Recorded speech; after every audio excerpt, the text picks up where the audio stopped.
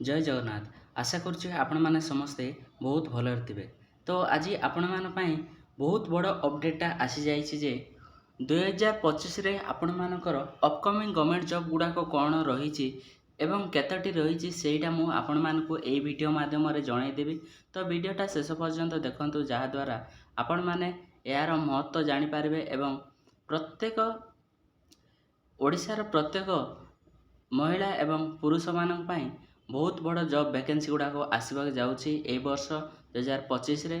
तो वीडियोटा शेष पर्यंत देखंतु एवं आपण मानकर केतोटी डिपार्टमेंट रे आसुची ताहा मध्य कहबी आपण मानकर डिटेल्स रही वीडियो। तो वीडियोटा शेष पर्यंत देखंतु एवं सांग मान द्वारा शेयर कर दियंतु एवं टेलीग्राम रे आपण मानकर डिटेल्स रही आपण माने सेइटु मध्य जाईकी देखि पारिबे। तो चलतु आपण मानकर कौन रही आपण मानकर एते सब बड़ वैकेंसी कहउचंती ताहार डिटेल्स देखि नेबा। तो चलतु आपण माने रेडी हो जातु आपण मानकर अपकमिंग गवर्नमेंट जॉब गुड़ाक कौन आसुची आपण मान पई।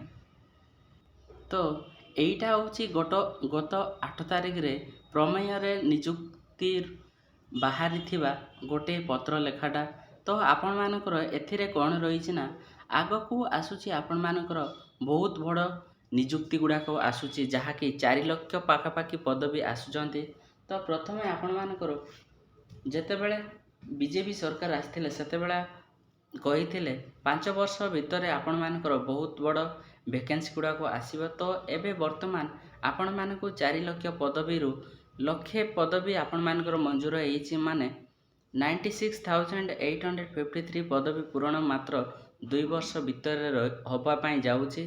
तो मैक्सिमम आपण मानकर 3,87,706 वैकेंसी आपण मानकर 5 वर्ष पई नियुक्ति बा आपण मानकर खाली पड़ी से मध्यरु ए वर्ष एवं 2024-25 रे आपण मानकर 96,000 रु एबो वैकेंसी आपण मानक पूरण करा जिवो बोली आशा कर जाउछि।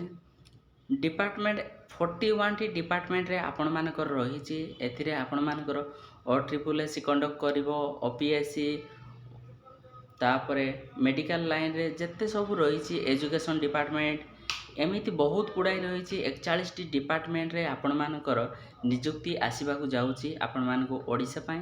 तो एटा बहुत बड़ खुशी खबर। आपण माने जदि आशा करथिले आपण माने गोटे सरकारी चाकरी करिवे तो एटा आपण मानकर शेष सुजोग।